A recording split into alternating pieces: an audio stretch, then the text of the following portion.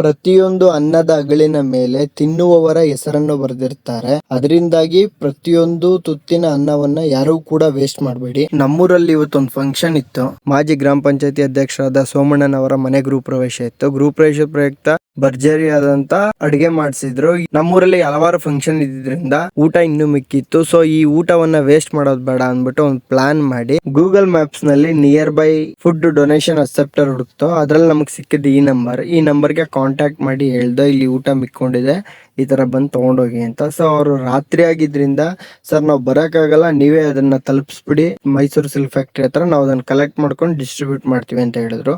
ನಾವು ಇದನ್ನ ಸೋಮಣ್ಣ ಅವ್ರು ಹೇಳಿದ್ದಕ್ಕೆ ಅವರು ಕೂಡ ಅದಕ್ಕೆ ಒಪ್ಪಿಗೆ ಕೊಟ್ಟರು. ಇದಕ್ಕೆ ಆಟೋ ಕರೆಸಿ ಆಟೋ ಬಾಡಿಗೆ ಮಾಡಿ ಮಿಕ್ಕಿದಂತ ಐಟಮ್ಸ್ ಎಲ್ಲ ತುಂಬಿ ಕಳಿಸ್ತು. ಈ ಫುಡ್ ತುಂಬಾ ಜನಕ್ಕೆ ಹೋಗಿ ತಲುಪಿದೆ. ಅದರಿಂದ ಅವರು ಕೂಡ ಖುಷಿಯಾಗಿದ್ದಾರೆ, ನಮಗೂ ಕೂಡ ಒಂದು ಖುಷಿ ಇದೆ. ಅನ್ನನ ವೇಸ್ಟ್ ಮಾಡ್ದೇನೆ ಅದನ್ನ ಹಂಚಿದೀವಿ ಅಂತ. ನಿಮ್ಮೂರಲ್ಲಿ ಇದೇ ರೀತಿ ಫಂಕ್ಷನ್ ಗಳಿತ್ತು ಅಂತಂದ್ರೆ ಖಂಡಿತ ಯಾವ್ದಾದ್ರು ಫಂಕ್ಷನ್ ಗಳಲ್ಲಿ ಊಟ ಮಿಕ್ಕೊಳ್ಳುತ್ತೆ. ಆ ಊಟವನ್ನ ಚೆಲ್ಲದೇನೆ ಯಾರಿಗ ಅವಶ್ಯಕತೆ ಇರುತ್ತೆ ಅಂತವ್ರಿಗೆ ದಾನ ಮಾಡಿ ಇದರಿಂದ ಪುಣ್ಯ ಕಟ್ಕೊಳ್ಳಿ. Thank you.